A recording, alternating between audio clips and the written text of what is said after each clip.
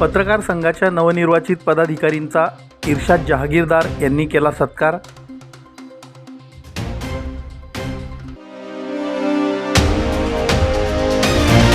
Railway मार्गासाठी करोडोंच्या गौण खनिजाची चोरी कोर्टात जाणार, माजी आमदार अनिल गोटे।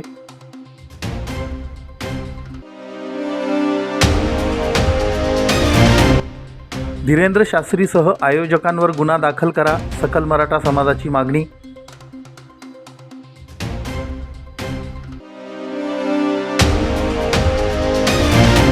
आणि वडू खुर्द येथे महापुरुषांच्या जयंतीनिमित्त 90 विद्यार्थ्यांनी 8 तास केली ज्ञानसाधना।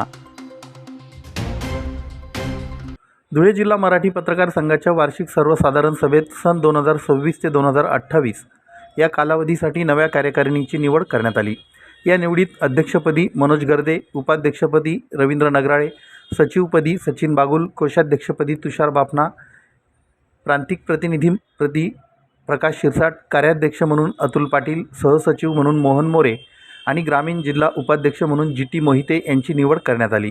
याचबरोबर कार्यकारिणी सदस्य म्हणून सुनील सिंह परदेशी, पुरुषोत्तम गरुड, मनेश मासुळे, धनंजय दीक्षित, तुषार परदेशी, निलेश परदेशी, कल्पेश पाठक, वीरेंद्र मोरे, शांताराम अहिरे, राम निकुम, रूपक बिरारी, राकेश गाळणकर, पंकज पाटील, अरुण धोबी, आकाश सोनोने, गोरख गर्दे, संजय पाटील, शरद वेंदे, पुरुषोत्तम पाटील, दीपक वाघ, अनीस खाटीक व भास्कर फुलपगारे यांची निवड करण्यात आली।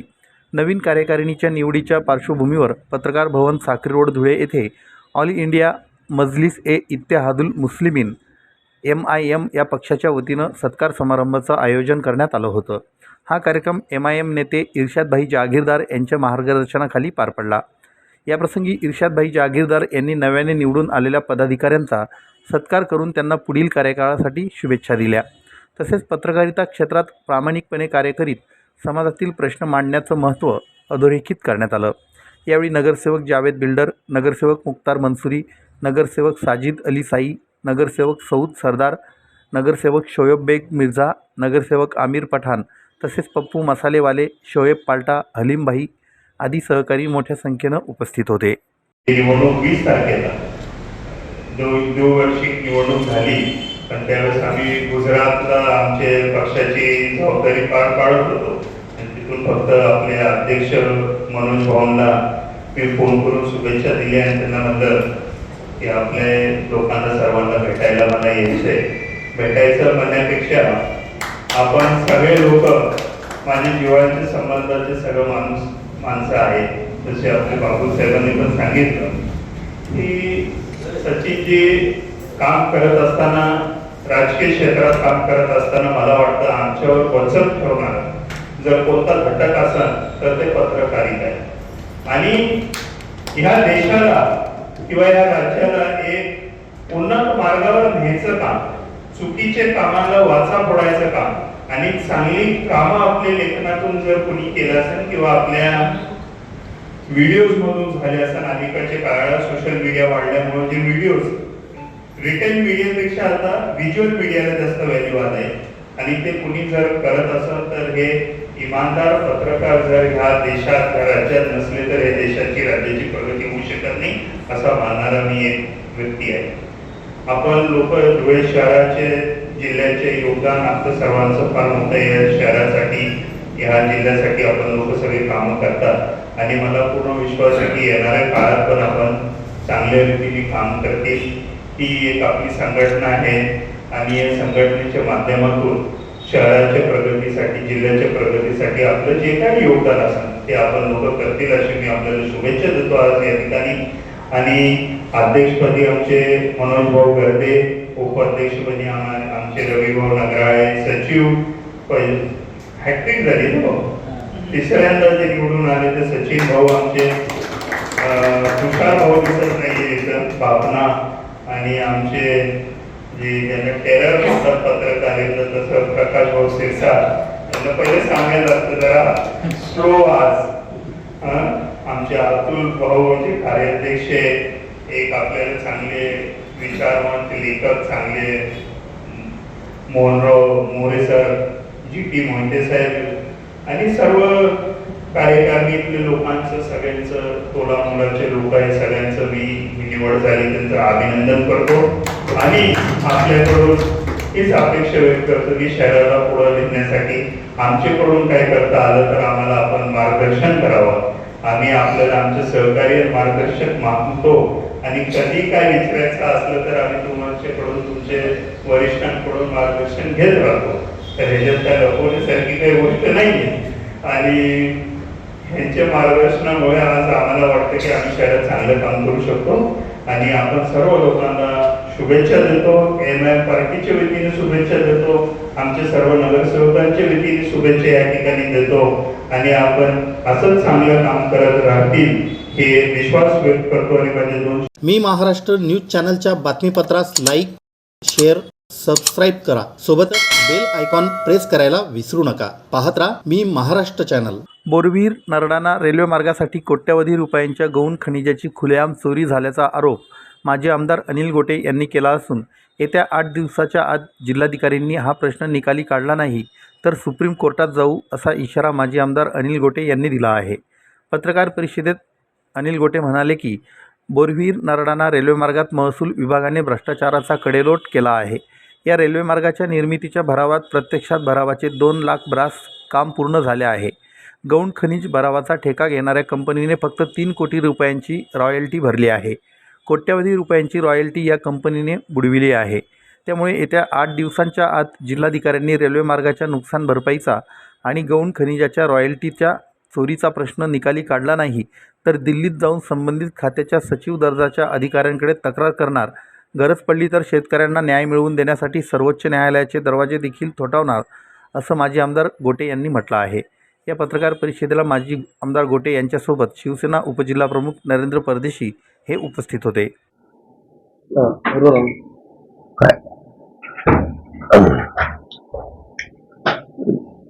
बोरवेल नरडाणा या रेल्वे मार्गाच्या निर्मितीसाठी या कंपनीने आजपर्यंत 2 लाख ब्रास मुरुम वापरला. त्यापैकी त्यांनी 15,000 ब्रासची फक्त रॉयल्टी भरलेली आहे. स्वतः जिल्हाधिकारी कार्यालयातल्या पत्रामध्ये त्या ठिकाणी गौण खनिजाची चोरी झाली असं म्हटलं. काय आता ही सगळी जी रॉयल्टी आहे ती 600 रुपये ब्रास गुणिले 2 लाख गुणिले अजून 2 रॉयल्टीच्या दुप्पट दराने वसूल करावी लागते. असा हिशोब केला तर 24 कोटी रुपयांची रॉयल्टी चोरी झाली आहे. दुर्दैव असं आहे की सगळ्या यंत्रणा या भ्रष्ट झालेल्या आहेत. शेतकऱ्याला भाव देताना मात्र 4 लाख रुपये एकर द्यायचा आणि त्या शेतामधलं जी रॉयल्टी मुरुम माती निघेल त्याचा भाव 600 रुपयाने वसूल करायचा. हे काय सरकार धंदा करायला बसले का? काय तर याबद्दल आम्ही पार्लमेंटच्या ग्रीव्हन्स कमिटीकडे जाणार आहोत आणि या प्रश्नाचा निकाल लावून घेणार आहोत. दुर्दैव असं आहे की याच्यामध्ये तलाशापासून जिल्हाधिकाऱ्यांपर्यंत सर्व लोक इक्वल सहभागी आहेत. मला शब्द लक्षात घ्या. शेतकऱ्याला नुकसान भरपाई देताना 4 लाखांनी देतात आणि वकिलांनी मी महाराष्ट्र न्यूज चॅनलच्या बातमीपत्रास लाईक, शेअर, सबस्क्राईब करा. सोबतच बेल आयकॉन प्रेस करायला विसरू नका. पाहत राहा मी महाराष्ट्र चॅनल. महाराष्ट्राचं आराध्य दैवत छत्रपती शिवाजी महाराजांबाबत धीरेंद्र शास्त्री यांनी एका कार्यक्रमात बदनामीकारक वक्तव्य केलं. यामुळे समस्त शिवप्रेमींमध्ये संतापाची लाट उसळली आहे. धुळ्यातही सकल मराठा समाजाने धीरेंद्र शास्त्रींचा तीव्र निषेध केला. तसेच भोंदूबाबा धीरेंद्र शास्त्री यांच्यासह सदर कार्यक्रमाच्या आयोजकांवर विविध कलमान्वये गुन्हा दाखल करावा अशी मागणी करण्यात आली. या संदर्भात जिल्हा प्रशासनाला निवेदन देण्यात आलं. तसेच महापुरुषांचा अवमान कदापि खपवून घेतला जाणार नाही असा कठोर इशाराही यावेळी देण्यात आला. सकल मराठा समाजाने जिल्हाधिकाऱ्यांना दिलेल्या निवेदनात म्हटलं आहे की नागपूर येथे केंद्रीय मंत्री व महाराष्ट्राचे मुख्यमंत्री यांच्या उपस्थितीत तथाकथित भोंदूबाबा धीरेंद्र शास्त्री यांनी काही एक कारण नसताना छत्रपती शिवाजी महाराज व रामदास स्वामी यांच्यातील संवादाबाबत काल्पनिक वक्तव्य केलं. यामुळे संपूर्ण महाराष्ट्रात शिवप्रेमी व बहुजन समाजात तीव्र संतापाची लाट उसळली आहे. धीरेंद्र शास्त्रींना महाराष्ट्रात बंदी घालण्यात यावी, तसेच त्यांच्यावर गुन्हे दाखल करण्यात यावेत. शिवाय आयोजकांवरही दंगली घडविणे, अशांतता निर्माण करणे तसेच महापुरुषांची बदनामी करणे, समाजात वैमनस्य निर्माण करणे, धार्मिक भावना दुखावणे, मानहानी अशा विविध कलमान्वये धुळे शहर पोलीस ठाण्यात गुन्हा दाखल करण्यात यावा अशी मागणी निवेदनातून करण्यात आली. जो अपमान, इतिहास माहिती नाही, इतिहास वाचला नाही, फक्त पोट भरायसाठी कथा करायच्या म्हणून इतिहासाचा कोणता अभ्यास नाही असा भोंदू हा बागेश्वर धीरेंद्र शास्त्री यांनी जर महाराष्ट्रात येऊन याच्या पुढे छत्रपती शिवाजी महाराजांबद्दल जर अपशब्द बोलले तर तोंड काळं करू.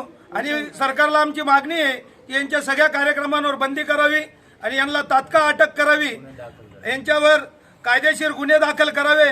अन्यथा पूर्ण मराठा समाज पूर्ण ताकदीने यांचे पूर्ण कार्यक्रम उद्ध्वस्त करतील आणि होणाऱ्या कारवाई किंवा कायदेशीर परिणामास सरकार जबाबदार राहील. आणि RSS यांनी आयोजित केलेल्या कार्यक्रमामध्ये हा भोंदू धीरेंद्र शास्त्री उर्फ बागेश्वर बाबा याने त्या ठिकाणी छत्रपती शिवरायांचा प्रचंड अशा प्रकारच्या त्यांच्या शौर्याचा अपमान केला आहे. त्याचा शिवाजी महाराजांचा अपमान करीत असताना त्या कार्यक्रमाच्या विचार मंचावर महाराष्ट्राचे मुख्यमंत्री देवेंद्र फडणवीस, RSSचे प्रमुख मोहन भागवत तसेच नितीन गडकरी हे विचार मंचावर उपस्थित होते. आणि या बाबाने जेव्हा छत्रपती शिवरायांचा अपमान केला त्यावेळेस त्याला काही इतिहास माहीत नाही आणि या राज्याचे सर्व नेते भारतीय जनता पक्षाचे असतील किंवा RSSचे असतील यांनी तिथे त्याला रोखायला पाहिजे होतं, त्यांनी रोखलं नाही.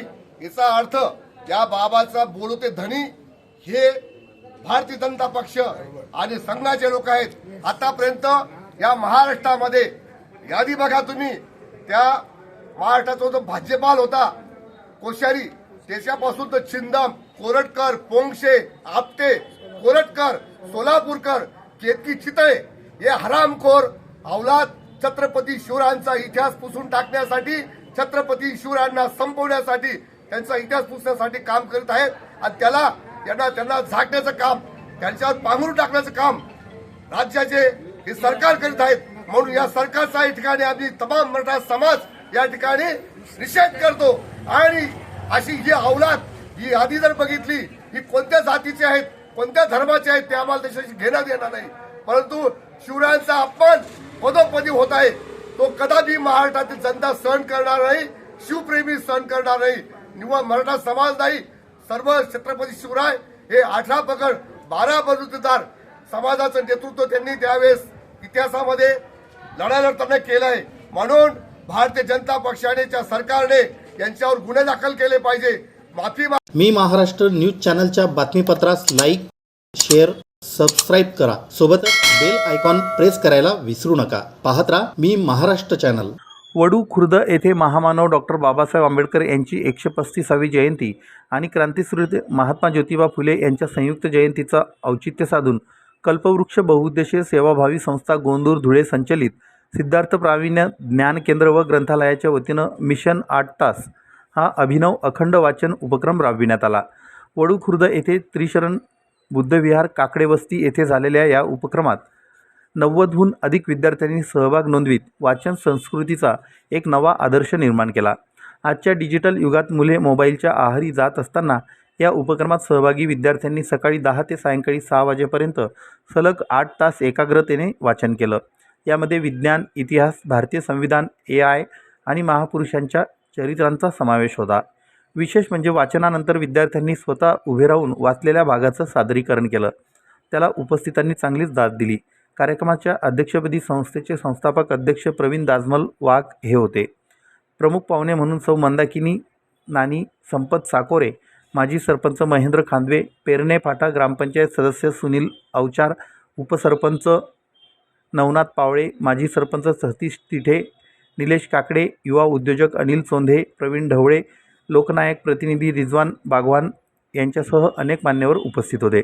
यावेळी संस्थेचे अध्यक्ष प्रवीण वाघ यांनी मुलांना गुड टच बॅड टच याविषयी जागरूकता निर्माण केली, तर सुजित खडसे यांनी बोधकथांमधून मार्गदर्शन केलं. प्रवीण वाघ यांनी आवाहन केलं की महापुरुषांची जयंती ही केवळ उत्सवापुरती मर्यादित न ठेवता त्यांच्या विचारांचे वाचन करून साजरी करावी. अशा प्रकारे ज्ञानोपासनेचे उपक्रम सर्वत्र राबविले जाणे ही काळाची गरज आहे. हा उपक्रम यशस्वी करण्यासाठी भारतीय बौद्ध महासभा शाखा भीमा कोरेगाव आणि खानदेश प्रतिष्ठान नगर रोड पुणे यांचं विशेष सहकार्य लाभलं. संस्थेचे सहसेक्रेटरी जयश्री प्रवीण वाघ, कायदेशीर सल्लागार कोमलदास वासनिक मॅडम आणि कल्पवृक्ष परिवारातील सर्व सदस्यांनी यासाठी विशेष परिश्रम घेतले. सहभागी सर्व विद्यार्थ्यांना संस्थेच्या वतीनं सन्मानचिन्ह आणि प्रशस्तीपत्र देऊन गौरविण्यात आलं. ज्ञानाचा दिवा लावून जयंती साजरी करण्याच्या या प्रयोगाचं संपूर्ण परिसरातून भरभरून कौतुक करण्यात आलं.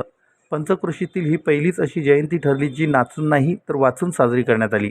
ग्रंथालयाच्या वतीने जो ग्रंथालयातून अभ्यास करून CBSE पॅटर्नमध्ये 90 मार्क मिळविले तो नैतिक जीवन लांजेवार यांचाही संस्थेच्या वतीनं सत्कार करण्यात आला. कार्यक्रमाची सुरुवात राष्ट्रगीताने झाली. कार्यक्रम यशस्वीतेसाठी संस्थेच्या सहसेक्रेटरी जयश्री प्रवीण वाघ, कायदेशीर सल्लागार कोमलदास वासनिक, श्याम पाटील, शुभम जामनिक, कतुल कसबे, सुजित खडसे, जीवन लांजेवार, प्रशांत गवळी, रावसाहेब वाघ, प्रशांत दुबे, प्रशांत पराते, दीपक चव्हाण, विलास पाटील, संजय बागुल, वासनिक मॅडम आणि कल्पवृक्ष परिवारातील सर्व सदस्यांनी परिश्रम घेतले. सहभागी सर्व विद्यार्थ्यांना संस्थेच्या वतीनं सन्मानचिन्ह आणि प्रशस्तीपत्र देऊन गौरविण्यात आलं. मी महाराष्ट्र न्यूज चॅनलच्या बातमीपत्रास लाईक, शेअर, सबस्क्राईब करा. सोबतच बेल आयकॉन प्रेस करायला विसरू नका. पाहत राहा मी महाराष्ट्र चॅनल.